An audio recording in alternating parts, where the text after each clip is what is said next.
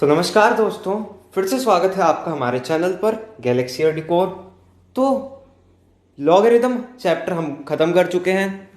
Logarithm chapter खत्म करने के बाद फाउंडेशनल सीरीज को कंटिन्यू करते हुए हम आ गए हैं एक और चैप्टर पर, जो है वेवी कर्व मेथड। तो वेवी कर्व मेथड बहुत इंपॉर्टेंट टॉपिक है, जिसे मैं आपको पढ़ाना इंपॉर्टेंट समझता हूं।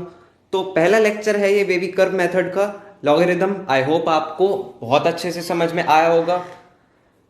उसकी प्लेलिस्ट बन चुकी है, आप देख सकते हैं उसे। बेसिक इनइक्वालिटीज मैं आपको आज पढ़ाऊंगा। ये पार्ट नंबर 1 है हमारे वेवी कर्व मेथड की सीरीज का। तो आज इस लेक्चर में देखिए क्या हम पढ़ने वाले हैं। तो today we will discuss inequalities मैं आपको पढ़ाऊंगा। उसके बाद मैं आपको इंटरवल्स के बारे में नॉलेज दूंगा। फिर हम पढ़ेंगे रूल्स ऑफ इनइक्वालिटीज, जिससे आपको इनइक्वालिटीज को सॉल्व करने के रूल्स पता चलेंगे। फिर हम प्रैक्टिस करेंगे एंड में थोड़े क्वेश्चंस ऑफ इनइक्वालिटीज। तो आइए let's start with galaxy educore channel. आप हमारे चैनल को अभी अभी सब्सक्राइब कर दीजिए और वीडियो के नीचे लाइक का बटन दबा दीजिए। आइए शुरू करते हैं एक और नया चैप्टर। तो आइए स्टार्ट करते हैं इनइक्वालिटीज का बेसिक इंट्रोडक्शन। तो अभी तक आपने क्लास 10 तक पढ़ी होंगी इक्वालिटीज। इक्वालिटीज में आपने लीनियर इक्वालिटीज पढ़ी, उसके बाद क्वाड्रेटिक इक्वालिटीज पढ़ी, पॉलिनोमियल वगैरह वगैरह आप सब पढ़ चुके हैं। अब हम आते हैं इनइक्वालिटीज पे। तो इनइक्वालिटीज और इक्वालिटीज में बहुत फर्क है। तो आज मैं आपको पढ़ाऊंगा इनइक्वालिटीज का बेसिक इंट्रोडक्शन। उससे पहले आपको मैं इक्वालिटीज का एंड कराना चाहूंगा।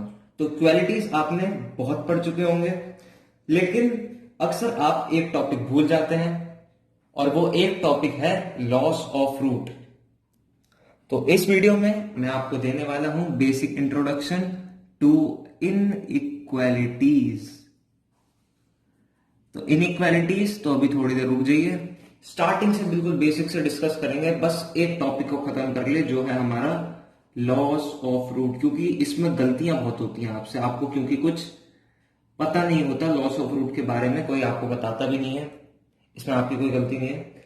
तो लॉस ऑफ रूट के दो केस होते हैं, पर लॉस ऑफ रूट होता क्या है पहले ये समझ लीजिए। क्या होता है, कभी भी हम कोई इक्वेशन सॉल्व कर रहे होते हैं तो कुछ दो टाइप के ऐसे केस होते हैं जिसे हम अपनी तरीके से सॉल्व करते हैं और उससे एक रूट का लॉस हो जाता है।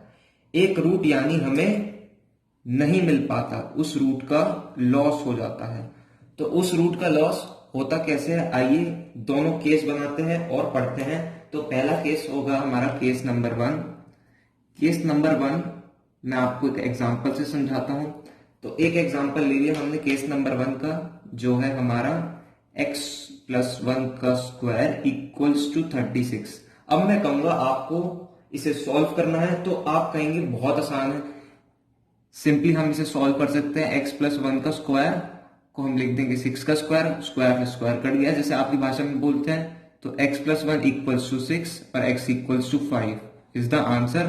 तो x की वैल्यू हो सकती है 5, बिल्कुल सही है। पर इसमें एक रूट कम है, यानी 5 के अलावा इसमें एक और रूट है, यानी यहां इस मेथड में कोई मिस्टेक है, कोई मिस्टेक है जिसकी वजह से हमारा एक रूट गायब ही हो गया। अब इसका इलाज क्या है, तो ये केस नंबर 1 है जिसमें हमारे दोनों साइड स्क्वायर है, हम दोनों साइड अंडर रूट ले लेते हैं और हमारा हो जाता है लॉस ऑफ रूट। तो अब इसका इलाज क्या है, ये मैं लिख देता हूं रेड पेन से। तो रेड से मैं लिखता हूं, इसको आपको सॉल्व कैसे करना है। सॉल्व आपको बिल्कुल उस तरीके से करना है जैसे यहां दे रखा है। आप इसे ओपन करेंगे, x square plus 1 plus 2x equal to 36। आगे ये सॉल्व होगा, x square plus 2x minus 35 equals to 0, और x माइनस 7, x प्लस 7 और x माइनस 5 इक्वल्स टू 0। तो x की वैल्यू आई एक माइनस 7 और 5, यानी यहां पर हमें रिजल्ट मिला था सिर्फ 5, जो कि था गलत। और अगर हमने इस तरीके से सॉल्व करा तो हमें मिला है -7 और 5 विच इज राइट। तो लॉस ऑफ रूट का केस नंबर 1 मैंने आपको बता दिया। आइए चलते हैं केस नंबर 2 पर। तो दो केस ही होते हैं जिसकी वजह से हमारा रूट का लॉस हो जाता है। आइए चलते हैं अब केस नंबर 2 पर। तो दो ही केस ऐसे होते हैं जिसमें हमारा रूट का लॉस हो जाता है, यानी एक रूट गायब हो जाता है किसी मेथड से सॉल्व करने पे।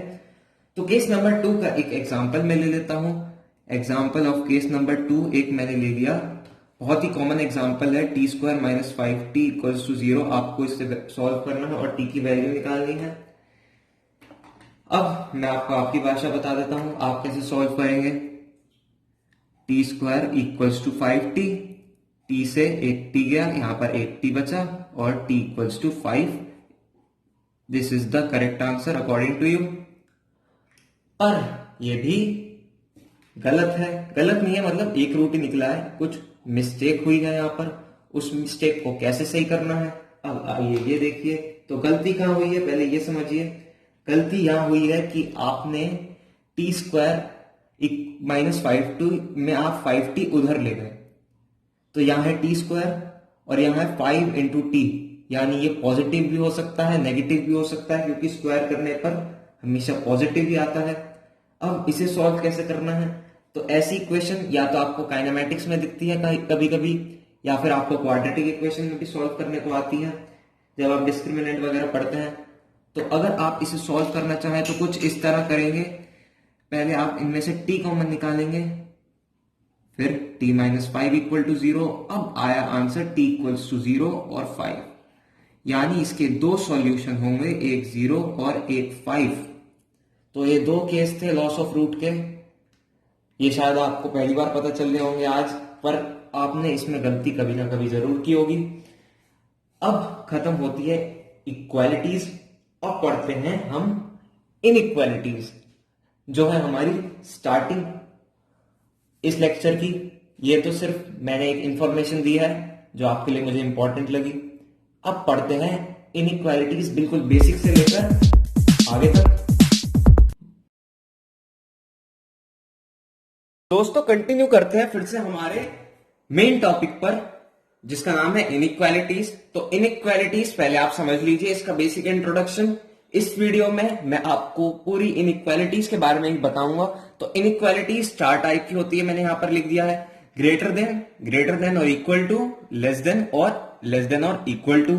साइन मैंने यहां पर सबके बना दिए हैं, बस अंतर इन दोनों में ये होता है, ये इक्वल का साइन है, और लेस देन और ग्रेटर देन अपोजिट होते हैं एक दूसरे के। अब इनका यूज कैसे करना है ये मैं आपको अभी नहीं सिखा सकता, इसके लिए आपको नॉलेज होनी चाहिए इंटरवल्स की। तो इंटरवल्स आइए पहले समझ लेते हैं। दोस्तों अब हम समझने जा रहे हैं इंटरवल्स। इन इंटरवल्स को आपको ध्यान से समझना है। तो इंटरवल बेसिकली नंबर लाइन के बीच में दो स्पेसिफाइड पॉइंट के गैप को कहते हैं इंटरवल। अब इस इंटरवल में ऐसा क्या खास है, मेन इस इंटरवल में हमें आना चाहिए रिप्रेजेंटेशन। इस रिप्रेजेंटेशन के बेसिस पर हमें वेवी कर्व मेथड को अप्लाई करना आएगा, साथ ही इनइक्वालिटीज का रिप्रेजेंटेशन करना आएगा। तो इंटरवल्स का पहला टाइप है क्लोज्ड इंटरवल। पहले इसको समझिए, क्लोज्ड इंटरवल। ये क्लोज्ड इंटरवल क्या कहता है आइए देखिए। तो क्लोज्ड इंटरवल कहता है कि हम इसे रिप्रेजेंट करेंगे in the form a, b, जो होगा स्क्वायर ब्रैकेट के अंदर, ये ध्यान रखिए। अब ये जो स्क्वायर ब्रैकेट के अंदर a, b होगा, ये कैसा होगा, तो a और b होंगे रियल नंबर। a और b हमेशा रियल नंबर होंगे, सच दैट इसको अगर मैं रोस्टर फॉर्म में इसकी प्रॉपर्टी लिखना चाहूं तो मैं ऐसे लिखूंगा कि x belongs to r such that x lies between a and b। तो x कोई नंबर लाई कर सकता है a और b के बीच में, यानी अगर मैं इंटरवल लिख रहा हूं 3,7, तो मेरा कोई भी वैल्यू हो सकता है x का जो इसका सॉल्यूशन हो, पर वो लाई करेगा 3 और 7 के बीच में, और वो इक्वल भी हो सकता है 3 के और 7 के भी। क्लोज्ड इंटरवल में ये इक्वल भी हो सकता है a के और b के भी, यानी इसमें बिलोंग करेंगे a और b दोनों। अब इसका अगर हम नंबर लाइन पर रिप्रेजेंटेशन करना चाहें तो कुछ इस तरह करेंगे। मैंने यहां पर एक नंबर लाइन बना दी है, तो ये आ रहा है मेरा इंफिनिटी, ये है मेरा माइनस इंफिनिटी। यहां पर मेरा 2 पॉइंट्स स्पेसिफाइड मैंने कर दिए हैं, एक है मेरा ए और एक है बी। अगर मैं रिप्रेजेंट करना चाहूं क्लोज्ड इंटरवल को जो है ए से लेकर बी तक, तो वो मैं ऐसे रिप्रेजेंट करूंगा। मैंने यहां पर बनाए हैं फील्ड सर्कल्स। आइए देखते हैं आगे कि इन फील्ड सर्कल मैंने यहां पर क्यों लगाते हैं, ये हम अगले इंटरवल में समझेंगे। पर अगर हमें रिप्रेजेंट करना होगा क्लोज्ड इंटरवल को, वो भी स्क्वायर ब्रैकेट में नंबर लाइन में, तो हम कुछ इस तरह करेंगे कि यहां पर नंबर जा रहा है ए से लेकर बी तक, और वो उसमें हमें इंक्लूडेड होगा ए और बी दोनों। अब समझते हैं ओपन इंटरवल। ओपन इंटरवल इसका थोड़ा अपोजिट है। ओपन इंटरवल समझिए, ओपन इंटरवल को हम रिप्रेजेंट करेंगे ए कॉमा बी से, ए कॉमा बी से। अब इस ए कॉमा बी में हमने लगाया है ओपन ब्रैकेट और यहां लगाया है स्क्वायर ब्रैकेट। यहां पर भी एक कंडीशन होगी, A comma B belongs to R, simple ऊपर वाली। इसको अगर मैं प्रॉपर्टी फॉर्म में लिखना चाहूं तो मैं लिखूंगा x belongs to R such that x lies between a and b। यानी इसमें एक अंतर है कि यहां पर ये जो इंटरवल होगा a कॉमा बी, वो भी ओपन ब्रैकेट में, वो कुछ इस तरह होगा कि इसमें कोई भी वैल्यू जो लाई करेगी इस इंटरवल में, वो कभी भी इक्वल नहीं हो सकती ए के और बी के। ए के और बी के कभी वो वैल्यू इक्वल नहीं हो सकती। अगर आप चाहें तो मैं इसे नंबर लाइन पर रिप्रेजेंट करके दिखा सकता हूं। तो ये है हमारी नंबर लाइन, तो यहां है मेरा पॉइंट ए और ए यहां है बी। यहां पर ए पॉइंट और बी पॉइंट का मैं अगर इंटरवल बनाऊंगा तो वो कुछ इस तरह होगा। ये हमने बनाया था क्लोज्ड इंटरवल। पर जब मैं यहां पर ओपन सर्कल लगा दूंगा तो इसका क्या मतलब हुआ कि यहां से ए के बी के बीच में सारी वैल्यूज हम कंसिडर करेंगे सिवाय they do not belong to A and B, यानी हम उसके अंदर ए और बी काउंट नहीं करेंगे, बाकी सब हम काउंट करेंगे। तो ये था हमारा ओपन इंटरवल। अब समझते हैं सेमी ओपन और सेमी क्लोज। ये है दोनों का मिक्सचर, सेमी ओपन या फिर सेमी क्लोज्ड इंटरवल।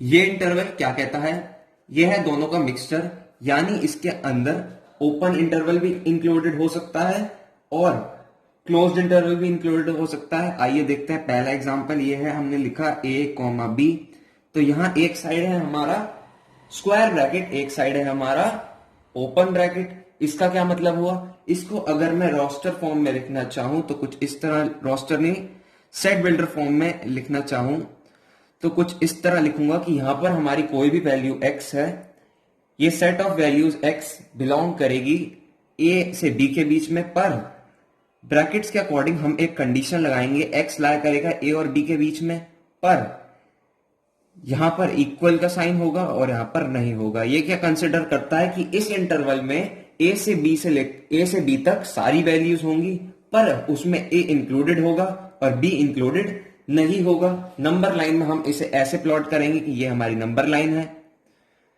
यहां है मेरा पॉइंट a और ये है b। अगर मैं इसे रिप्रेजेंट करना चाहूंगा a से b तक इंटरवल, पर इसमें इंक्लूडेड होगा a और b इंक्लूडेड नहीं होगा, यहां पर बनाएंगे ओपन सर्कल। यहां पर इंक्लूडेड होगा a पर इंक्लूड नहीं होगा b। अब लिखते हैं एग्जाम्पल दूसरी साइड का। अगर मैं लिखूं ओपन ब्रैकेट a b और स्क्वायर ब्रैकेट, तो इसका अगर मैं सेट बिल्डर फॉर्म लिखना चाहूं तो मैं कुछ इस तरह लिखूंगा कि set of values of x belongs to r such that x lies between a and b such that it is equal to b। यानी इसमें इंक्लूड होगा b पर इंक्लूड नहीं होगा a। तो ये था हमारा सेमी ओपन और सेमी क्लोज्ड इंटरवल। इसको अगर मैं रिप्रेजेंट करना चाहूं नंबर लाइन में, कर सकता हूं बहुत आसानी से। ये है मेरा एक पॉइंट A और एक पॉइंट B। मैं A से B तक इंटरवल लूंगा, यहां पर ए से बी तक इंटरवल लूंगा यहां पर, और यहां पर इंक्लूडेड होगा बी पर इंक्लूड नहीं होगा ए। तो ओपन सर्कल और फिल्ड सर्कल कब कब लगाना है ये आप सीख चुके होंगे। क्लोज्ड इंटरवल क्या होता है मैंने आपको सेट बिल्डर फॉर्म में लिख के बताया, उसका रिप्रेजेंटेशन भी करवाया, ऐसे ही मैंने आगे के 3 भी करवाए। अब इंटरवल्स की जब हमें नॉलेज आ चुकी है, हम आते हैं कुछ बहुत अच्छे क्वेश्चंस पर इन इक्वालिटीज के।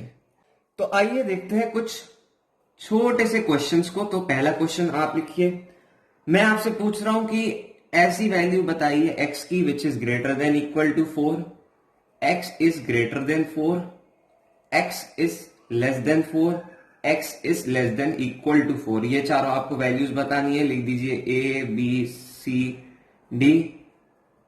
एक और क्वेश्चन लिखते हैं। तो ये क्वेश्चन क्या कहता है, अगला क्वेश्चन है हमारा x minus 7 is greater than equal to 4। फिर एक और क्वेश्चन ये है 76 plus 19 x is less than 0। Solve करेंगे। पहले क्वेश्चन को देखते हैं। पहले क्वेश्चन से आपको इक्वालिटीज और इनइक्वालिटीज में अंतर पूरी तरीके से समझ में आ जाएगा। तो पहला पार्ट पूछ रहा है हमसे x की ऐसी वैल्यूज या फिर ऐसी सेट ऑफ वैल्यूज x की जो होंगी ग्रेटर देन 4 और वो इक्वल टू 4 भी हो सकती है। तो पहले अगर मैं इसे नंबर लाइन में लिखना चाहूं तो नंबर लाइन में कुछ इस तरह बनाऊंगा। यह है मेरी ए पार्ट की। तो यहां पर एक इंटरवल है हमारा, ए और बी हम पहले लेते थे, अब मैंने एक इंटरवल ले लिया, मेरा यहां पर है 4।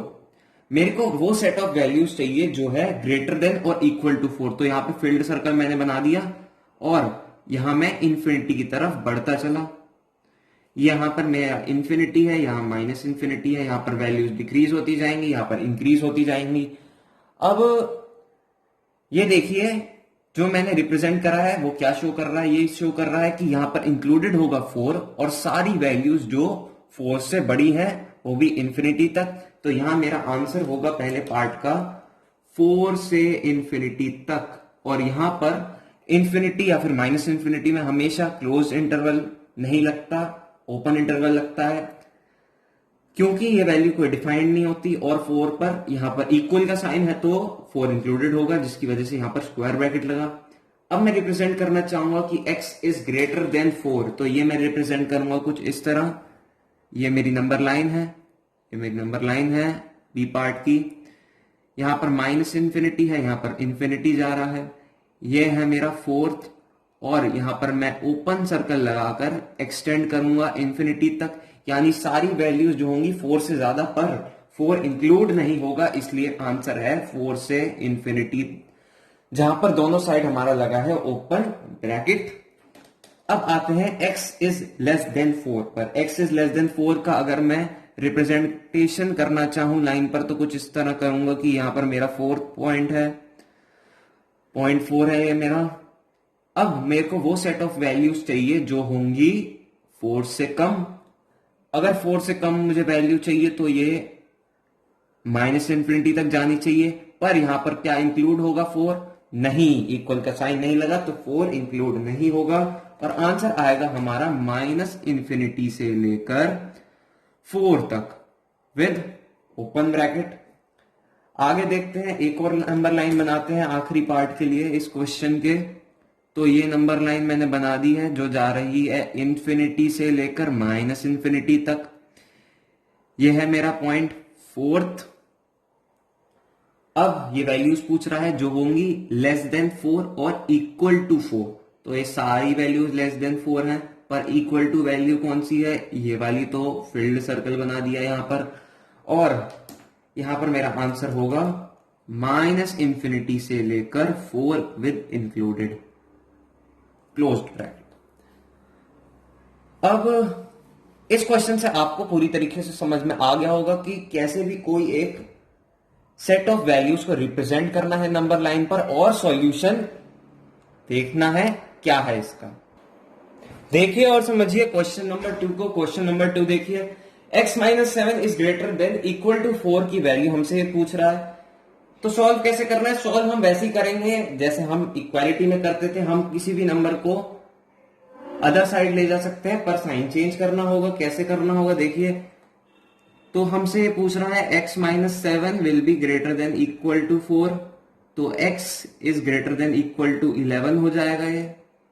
अब हमसे ये वैल्यू पूछ रहा है x की जो होगी ग्रेटर देन 11 और इक्वल टू 11। तो नंबर लाइन पे पहले मैं यहां पर प्लॉट करूंगा, ये मेरी नंबर लाइन है, यहां मेरा पॉइंट है 11, यह है इंफिनिटी, ये है माइनस इंफिनिटी। प्लॉट करने जाऊंगा तो वो सेट ऑफ वैल्यूज जो होंगी ग्रेटर देन 11 पर इक्वल टू 11 भी होनी चाहिए। तो मेरा आंसर यहां पर आ जाएगा x बिलोंग्स टू 11 से लेकर इंफिनिटी तक, और ऐसे रिप्रेजेंट हम करेंगे। आपको ब्रैकेट्स का बहुत ध्यान रखना है क्योंकि इसमें बिल्कुल मेन चीज है, आप इसे बिल्कुल इग्नोर नहीं कर सकते। अगले क्वेश्चन को देखते हैं, अगला भी बिल्कुल वैसा ही है। इसे हम सॉल्व करना चाहेंगे तो हम 76 को उधर ले जाना चाहे तो ले जा सकते हैं, -76 हो जाएगा ये। अब x इज लेस देन -4 हो जाएगा, मैंने 19 4 जो 76 होता है। अब ये हमसे पूछ रहा है वो सेट ऑफ वैल्यूज जो होंगी x जो होंगी -4 से कम। अगर मैं नंबर लाइन पे रिप्रेजेंट करना चाहूं तो ये कुछ इस तरह होगा, ये होगा मेरा -4, फिर ये एक्सटेंड होगा। तो अगर हम नंबर लाइन पे लिखना चाहे तो ये -4 है हमारा, और ये वैल्यू पूछ रहा है -4 से कम, यानी माइनस इंफिनिटी तक जाएंगी वो वैल्यूज, सेट ऑफ वैल्यूज। तो यहां पर क्या इंक्लूड होगा? 4 नहीं इंक्लूड होगा, तो ओपन सर्कल हम लगाएंगे यहां पर और इसका सॉल्यूशन लिखेंगे कि x belongs to minus infinity से लेकर -4 तक विथ -4 नॉट इंक्लूडेड। ये है आंसर। तो ये थे कुछ बेसिक से क्वेश्चन, आइए और कुछ देखते हैं। तो अगला क्वेश्चन हम देखते हैं। ये क्वेश्चन कहेगा कि 9x² + 3 must be greater then 0। Solve करते हैं। अब आप इसमें कॉमन भी ले सकते हैं, पर वैसे ही करेंगे जैसे हम इक्वालिटी में करते हैं। ये क्वेश्चन आपको एक नई चीज बताएगा, तो 9x² इज ग्रेटर देन -3 हम लिख देंगे। अगर हम इसे कट करना चाहें तो 3x² -1, आगे और करके लिखना चाहे तो x² इज ग्रेटर देन -1/3। अब आप देख सकते हैं कि x कोई भी नंबर हो सकता है, और आपको पता ही होगा कि square of any number is always positive. तो पॉजिटिव नंबर मिलेगा यहां से मुझे, और वो पॉजिटिव नंबर हमेशा ग्रेटर देन होगा नेगेटिव नंबर से, जो है मेरा -1/3। तो चाहे हम यहां पर नंबर लाइन पे प्लॉट कर सकते हैं, तो चाहे मैं कोई भी वैल्यू डाल दूं x की, कोई भी अगर मैं डालूं x की वैल्यू, वो सेटिस्फाई करेगी। तो यहां पर मेरा आंसर होगा x belongs to r। x belongs to r का मतलब समझिए, ये r है set of real number. Set of real number होंगे माइनस इंफिनिटी से इंफिनिटी तक। तो यहां पर मेरा पॉइंट है -इंफिनिटी, ये है मेरा इंफिनिटी, ये नंबर लाइन एक्सटेंड होती जा रही है। अब यहां पर हम -इंफिनिटी से लेकर इंफिनिटी तक कोई भी वैल्यू डाले तो ये सब सेटिस्फाई करेगा, तो हम लिखेंगे x बिलोंग्स टू r। अगला क्वेश्चन देखते हैं। अगला क्वेश्चन हमारा कहता है कि 5x² + 2 is less than 0। Solve करते हैं। 5x² + 2 इज लेस देन 0 को अगर हम सॉल्व करना चाहें तो वैसे ही कर सकते हैं। देखिए क्या रिजल्ट आएगा। 5x² is less then -2, x² is less then -2/5। तो अब आप देख सकते हैं कि यहां पर square of a number is always a positive value, तो ये पॉजिटिव वैल्यू होगी और ये होगी नेगेटिव वैल्यू। तो क्या नेगेटिव वैल्यू हमेशा बड़ी होती है पॉजिटिव वैल्यू से? बिल्कुल भी नहीं। तो यहां पर मैं अगर नंबर लाइन पर इसका सॉल्यूशन प्लॉट करना चाहूं तो मैं ना कोई एक क्रिटिकल पॉइंट ले सकता हूं, ना ही कोई इंटरवल ले सकता हूं, यानी मेरे पास कोई भी सेट ऑफ वैल्यूज इसकी नहीं होगी। इसका मैं आंसर लिखूंगा कि x बिलोंग्स टू 5, जो है 5 हमारा एम्प्टी सेट है, यानी इसकी कोई भी वैल्यू इसको सेटिस्फाई नहीं करेगी। अब बढ़ते हैं रूल्स ऑफ इनइक्वालिटीज की तरफ। रूल्स ऑफ इनइक्वालिटीज हमें इनइक्वालिटीज का रियल आइडिया देंगे और हम पढ़ेंगे एक एक कर उन्हें और समझते चलेंगे। आता है हमारा एक बहुत ही मेन टॉपिक जो है हमारा rules of inequalities. Rules of inequalities को समझिए। अब ये रूल्स ऑफ इनइक्वालिटीज हमें समझाएंगी कैसे हमें इनइक्वालिटीज को सॉल्व करना है और क्या क्या आइडिया हमें उससे मिलेगा। आइए देखते हैं। तो देखते हैं अब हमारा पहला रूल ऑफ इनइक्वालिटी क्या कहता है। तो लिखते हैं फर्स्ट रूल देखिए क्या कहता है कि अगर हम लिख रहे हैं if we write a is greater than equal to b, then a is greater than b and a is equal to b। बिल्कुल सही बात है कि अगर हम लिख रहे हैं कि a b से बड़ा है, वो भी इक्वल का साइन अगर हम लगा रहे हैं तो a b से बड़ा भी होगा और a b के इक्वल भी हो सकता है। अब इसी का अगर हम लिखें if we write a is less than b equal to b, then a is less than b as well as a is equal to b। तो अगली प्रॉपर्टी है हमारी ट्रांसपोजिशन प्रॉपर्टी, से कहते हैं ट्रांसपोजिशन प्रॉपर्टी। ट्रांसपोजिशन प्रॉपर्टी, ये property क्या कहती है आइए देखते हैं। ये प्रॉपर्टी कहती है कि if a is less than b and b is less than c, a b से छोटा है, b c से छोटा है, तो ऑटोमेटिकली a c से भी छोटा होगा। ये है हमारी ट्रांसपोजिशन प्रॉपर्टी। ये आप इक्वल के साइन में पढ़ते थे कि a equals to b, b equals to c, then a equals to c। ऐसी कुछ इनइक्वालिटी में भी है। यहां पर लेस देन नहीं, ग्रेटर देन, इक्वल टू वगैरह वगैरह सब हो सकता है। अब आते हैं मोस्ट इंपॉर्टेंट चीज जो आपके हर जगह काम आएगी, ये है multiplication bye negative number. Multiplication bye a negative number. तो मल्टीप्लिकेशन ऑफ नेगेटिव नंबर में क्या खास है, हमें नेगेटिव नंबर से मल्टीप्लाई क्यों करना पड़ता है, देखिए आप समझिए। अब अगर मैं लिखता हूं किसी भी इनइक्वालिटीज में कि 17 माइनस 19x अगर मैंने लिखा लेस देन 0, तो मैं अगर इसे सॉल्व करना चाहूं तो इसे उधर ले जाऊंगा, पर यहां से जो मेरा आंसर आएगा वो गलत आएगा। यहां पर हमेशा एक चीज ध्यान रखने वाली होती है कि जब हम इनइक्वालिटी सॉल्व कर रहे होते हैं उसमें कोई भी जो वेरिएबल है, कोई भी जो वेरिएबल है, इसका sign will always be positive. Positive होना चाहिए। अब इसका साइन अगर पॉजिटिव बनाना है तो मैं क्या इसे -1 से मल्टीप्लाई कर सकता हूं? कर सकता हूं। जब मैं इसे -1 से मल्टीप्लाई करूंगा तो ये बन जाएगा 19x - 17, यहां है 0। तो ये एक प्रॉपर्टी है कि ये प्रॉपर्टी कहती है कि when we multiply inequality by negative number then inequality sign get reversed. यानी अगर मैं लिखूं कि यहां पर मैंने दोनों साइड -1 से मल्टीप्लाई करा है तो ये इनइक्वालिटी का साइन रिवर्स हो जाएगा और ये बन जाएगा ग्रेटर देन। अब ये आप कहेंगे ये ऐसे कैसे हो गया, तो एग्जांपल से समझिए कि मैंने कहा कि 7 इज ग्रेटर देन 5, ये आप बिल्कुल मानेंगे। पर मैं अगर दोनों साइड मल्टीप्लाई कर दूं और साइन वैसे ही रहने दूं, -1 से मैंने दोनों साइड मल्टीप्लाई कर दिया, पर क्या -7 -5 से बड़ा है? बड़ा है? नहीं, बिल्कुल नहीं बड़ा है। नंबर लाइन पर देखिए, आप यहां पर प्लॉट करते हैं, यहां पर सारी पॉजिटिव वैल्यू, यहां बीच में 0 आता है, ये सारी पॉजिटिव वैल्यू इंफिनिटी तक।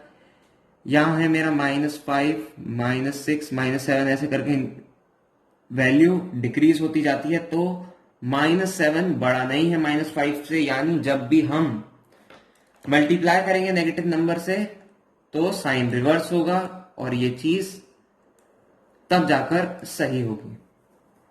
अब अगली प्रॉपर्टी देखते हैं। अगली प्रॉपर्टी एक और आप लिख लीजिए कि अगर मैं बोल रहा हूं कि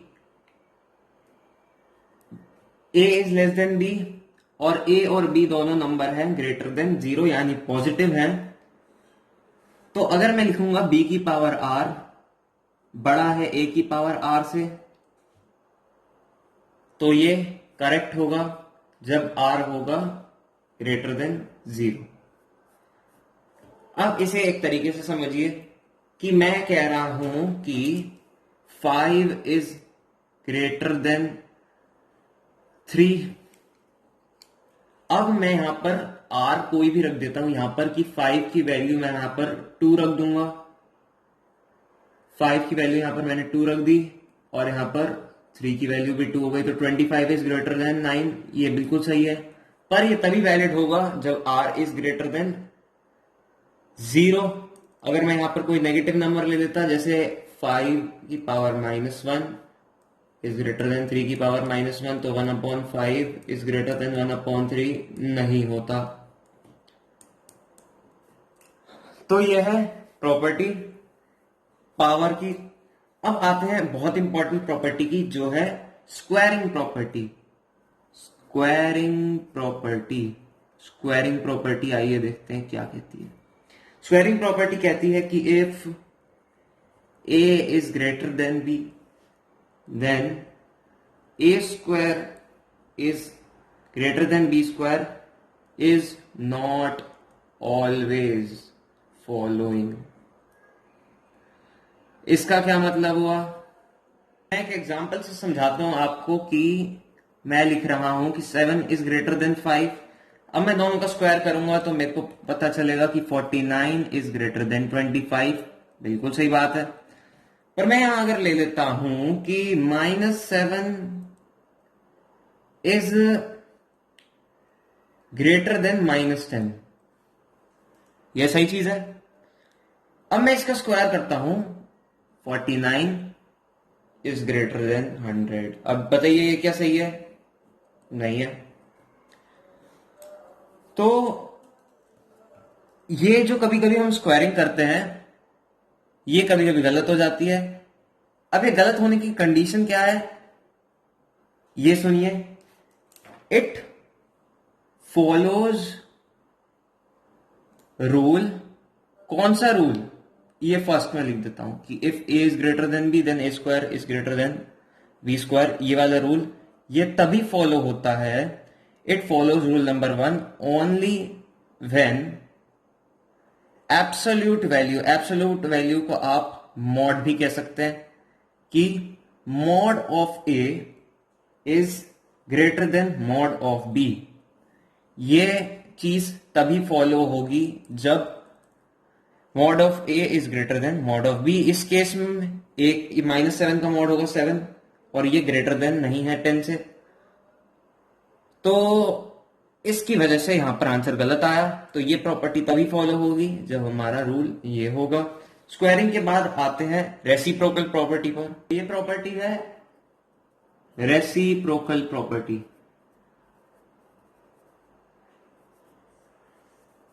या फिर इसे कहते हैं law of reciprocals of inequalities. इसे देखते हैं ये क्या कहती है। रेसिप्रोकल प्रॉपर्टी कहती है कि if both side of inequality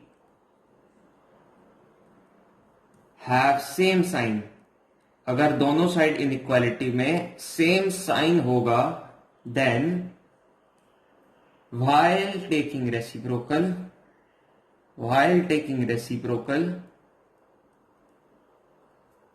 sign of inequality changes। पर यह तभी वैलिड होगा जब दोनों में सेम साइन होगा। अब देखिए कैसे। कि अगर मैं बोल रहा हूं कि a is greater than b और दोनों है पॉजिटिव, ये इंडिकेट कर रहा है दोनों है पॉजिटिव यानी ग्रेटर देन 0, तब मैं लिख सकता हूं रिजल्ट अपना कि 1/a is less then 1/b। ये जो साइन था मैंने इन दोनों के बीच का रिवर्स कर दिया जब मैंने इनका रेसिप्रोकल का रिजल्ट निकाला। ऐसी अगर मैं नेगेटिव वैल्यू के बारे में बताऊं तो a is less then b मैंने लिखा, और ये लेस है 0 से यानी दोनों नेगेटिव है।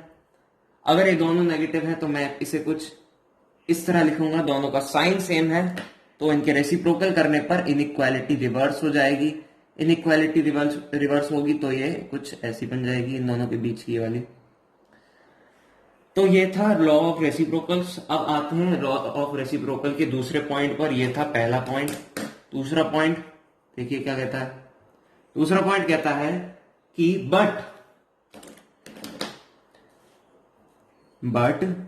If both side have opposite sign, कि आपने सेम साइन का तो बता दिया, पर जब ऑपोजिट साइन हो तो क्या करें, then while taking reciprocal sign of inequality remain same, कि दोनों साइड अगर साइन डिफरेंट हो, यानी ये 0 है, यहां पर इसके आगे होगा b और a होगा हमारा इससे पीछे यानी नेगेटिव। पर अगर इस केस में मैं इनका रेसिप्रोकल का रिजल्ट निकालना चाहूं तो ये कुछ इस तरह होगा कि 1/a और इन दोनों के बीच का साइन वही होगा। तो ये था हमारा लॉ ऑफ रेसिप्रोकल्स। अब इससे एक और रिजल्ट निकलता है, देखिए क्या निकलता है। तो ये रिजल्ट इतने काम का नहीं है, पर फिर भी आप लिख लीजिए, एक रिजल्ट निकलता है इससे कि if x belongs to a, b, sorry ये क्लोज ब्रैकेट है, अगर ये क्लोज्ड इंटरवल में बिलोंग करते हैं a, b, तो इनका जो रेसिप्रोकल होगा वो बिलोंग करेगा 1/b से लेकर 1/a तक, अगर दे हैव सेम साइन पर। या आप इसे डायरेक्ट अप्लाई कर सकते हैं, वैसे रेसिप्रोकल वाले क्वेश्चंस कम आते हैं। पर if x belongs to a, b, पर इनका साइन होगा डिफरेंट, तो इनका रेसिप्रोकल बिलोंग करेगा -∞ से लेकर 1/a with square bracket union 1/b से लेकर इंफिनिटी। ये था एक रिजल्ट जो सेम और डिफरेंट साइन के कन्वेंशन के बेसिस पर आया। अब बढ़ते हैं हमारे मेन टॉपिक पर जो है हमारा इनइक्वालिटीज के क्वेश्चंस। आइए प्रैक्टिस करते हैं। आइए आगे करते हैं कुछ नॉर्मल से क्वेश्चन इनइक्वालिटीज के। तो पहला क्वेश्चन लिख लीजिए। पहला क्वेश्चन मैं आपको बता रहा हूं, पहला क्वेश्चन आप लिखिए कि 5x + 2 इज लेस देन 17। इसे सॉल्व करते हैं। फिर अगला क्वेश्चन लिखिए 3 - 2x ग्रेटर देन 4x - 9। पहले ये दोनों सॉल्व कर लेते हैं।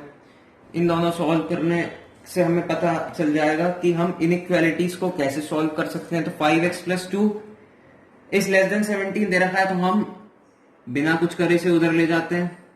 फिर 5 से कट, सिंपल नंबर लाइन बनाइए, कोई भी एक पॉइंट लीजिए 3, ये -∞, ये इंफिनिटी, कोई भी वैसी वैल्यू जो set of values of x जो होगी 3 से कम वो हो जाएगी -∞ की तरफ, और यहां पर x बिलोंग्स टू होगा -∞ से लेकर 3 तक। स्क्वायर ब्रैकेट नहीं लगेगा कहीं भी क्योंकि इक्वल टू नहीं है, इसलिए फील्ड सर्कल लगेगा। तो बहुत इजी था क्वेश्चन। अब इसे देखते हैं सेकंड क्वेश्चन को। अब मैं चाहता हूं कि मेरे पास यहां पे माइनस साइन ना हो, पर मैं अगर यहां पर माइनस साइन मल्टीप्लाई कर दूंगा तो यहां पर माइनस साइन बन जाएगा। तो मैं इसे ऐसे ही रहने देता हूं। मैं क्या कर सकता हूं, मैं -2x को उधर ले जाऊं, तो यहां पर आ जाएगा 3 + 9 12, यहां पर 4x + 2x, तो ये हो जाएगा 6x, ये हो जाएगा 12। तो ये मुझसे ऐसी वैल्यूज पूछ रहा है जो होंगी 2 से कम और इक्वल टू 2 भी होंगी। तो ये मेरी नंबर लाइन, ये 2, ये वैल्यूज 2 से कम -इन्फिनिटी तक, और यहां पर इंक्लूडेड होगा 2 क्योंकि इक्वल का साइन है, तो -इन्फिनिटी से लेकर 2 है हमारा x बिलोंग्स टू, यानी आंसर। ये तो बहुत सिंपल से क्वेश्चन। अब आते हैं एक बहुत बड़ा क्वेश्चन पर। एक और क्वेश्चन देखते हैं। ये क्वेश्चन कहता है कि 5x/4 -4x - 1/3 is greater then 1। अब हमें इसमें वैल्यू बतानी है x which belongs to r, यानी रियल नंबर, सारी वो वैल्यूज बतानी है। इसको अगर हम सॉल्व करेंगे तो हमें दिख रहा है, अब आप एक बात समझिए कि when can we cross multiply, ये बहुत चीज इंपॉर्टेंट है कि when can we cross multiply. तो इनइक्वालिटीज का रूल होता है कि क्रॉस मल्टीप्लाई हम हमेशा ही नहीं कर सकते, जैसे हम इक्वालिटीज में करते थे। आप सोचेंगे मैं पहले इनका एलसीएम निकाल दूंगा फिर मैं इसे क्रॉस मल्टीप्लाई कर दूंगा 1 से। नहीं, बिल्कुल नहीं करना है ऐसे। इनइक्वालिटीज के एक साइड हमेशा 0 होना चाहिए, हमेशा 0 होना चाहिए। तो अगर हम पहले से सॉल्व करना चाहेंगे तो 1 को इधर ले जाना पड़ेगा। ये थी पहली चीज। दूसरी चीज अब समझिए कि जैसे मैं अगर कोई भी नंबर लिख रहा हूं कि 5/x + 2 इज ग्रेटर देन 7/3, अब मैं इसे क्रॉस मल्टीप्लाई क्या कर सकता हूं? नहीं कर सकता, क्योंकि मुझे x + 2 की वैल्यू डिफाइन नहीं है। इट कैन बी पॉजिटिव और नेगेटिव, दोनों में से कुछ भी हो सकती है। तो अगर मैं नेगेटिव साइड मल्टीप्लाई करूंगा तो साइन चेंज करना पड़ेगा। तो ऐसा हम नहीं कर सकते जब तक हमारे पास कोई डेफिनेट वैल्यू नहीं होगी। लेकिन अगर हमारे पास डिनोमिनेटर में कोई डेफिनेट वैल्यू है, और जैसे समझिए यहां पर मेरा है x² + 1, ये होगा ऑलवेज पॉजिटिव। ये पूछ रहा है ग्रेटर देन 0, तो क्या मैं अब मल्टीप्लाई कर सकता हूं? हाँ, मैं अब कर सकता हूं, क्योंकि मेरी ये वैल्यू डिनोमिनेटर की डिफाइंड है। तो ये थी ये कंडीशन। अब इस क्वेश्चन को अगर हम सॉल्व करना चाहें तो ऐसे कुछ कर सकते हैं कि मैं 1 को उधर ले जाऊंगा, या फिर पहले इन्हें सॉल्व कर लेते हैं। एलसीएम होगा इनका 12, 15x - 4 × 4x - 1 greater than 1, 15x - 16x + 4/12 greater than 1। Solve करूंगा मैं आगे से, मेरे पास आ जाएगा 4 - x/12 ग्रेटर देन 1। मैं अब 1 को उस साइड नहीं रख सकता, पर यहां पर मेरी अगर ये 12 डेफिनेट वैल्यू है, इट इज ऑलवेज पॉजिटिव, तो मैं अब इसे क्रॉस मल्टीप्लाई कर सकता हूं। तो मेरे पास रिजल्ट बन जाएगा 4 - x इज ग्रेटर देन 12। अब मैंने कहा था आपको x कभी भी पॉजिटिव, यानी हमेशा पॉजिटिव होना चाहिए, नेगेटिव कभी नहीं होना चाहिए। तो मैं इसे मल्टीप्लाई करूंगा बाय नेगेटिव नंबर, तो साइन हो जाएगा रिवर्स। तो x is less then 16, set of values less than 16 हम प्लॉट कर सकते हैं। तो ये मेरा 16 पॉइंट है आर्बिट्री, ये -इन्फिनिटी, ये इन्फिनिटी, तो ये होगी लेस देन 16 सारी वैल्यूज। ये वैल्यूज आएंगी x बिलोंग्स टू -इन्फिनिटी से लेकर 16 तक पर लगेगा ओपन ब्रैकेट। ये रहा आंसर। तो इस तरह आप कोई भी क्वेश्चन सॉल्व कर सकते हैं। तो ये लेक्चर थोड़ा बड़ा हो चुका है, तो ये मैं करना नहीं चाहता हूं इससे ज्यादा प्रॉब्लम्स। अगले लेक्चर में मैं आपको ऐसी कुछ इनइक्वालिटीज की प्रॉब्लम कराऊंगा, और हम फिर कंटिन्यू करते हैं अपने वेवी कर्व मेथड के साथ। वहां आएगा रियल वेवी कर्व मेथड। तो फिलहाल अभी इतनी प्रॉब्लम से आपको जितना समझ में आया है उसे आप वैसे ही रखिए। अगले लेक्चर से हमें बिल्कुल क्लियर होता जाएगा कि क्या है इनइक्वालिटीज और कैसे इसे इम्प्लाई करते हैं, और इससे हमें क्या रिजल्ट मिलता है। और वेवी कर्व मेथड में आपको बहुत ही मजा आने वाला है। तो बने रहिए हमारे चैनल गैलेक्सी एडुकोर पर। तो दोस्तों, आज के लिए बस इतना ही। तो हम प्रॉब्लम्स कर चुके हैं कुछ, और मैंने आपको पढ़ाई बेसिक इनइक्वालिटीज़ की कुछ थ्योरी। तो थैंक यू वेरी मच, आपने हमारा लेक्चर पूरी तरीके से देखा। और अगर आपको अगले लेक्चर की नोटिफिकेशन चाहिए तो इस बेल आइकन को दबा दीजिए, साथ ही साथ सब्सक्राइब का बटन दबाना तो बिल्कुल ही ना भूलिए। आप इस वीडियो को शेयर कर सकते हैं उन लोगों को जो इसकी नीड में है। और अगर आपको ये वीडियो जरा सी भी इंफॉर्मेटिव लगी हो तो इस वीडियो को लाइक कर दीजिए। आप हमसे सजेशन मांग सकते हैं इस ईमेल आईडी पर। अगली वीडियो बहुत ही जल्दी अपलोड होने वाली है, तो आपको उसे बिल्कुल देखना है। आप हमारे चैनल पर बने रहिए और देखते रहिए हमारे चैनल को। Bye bye.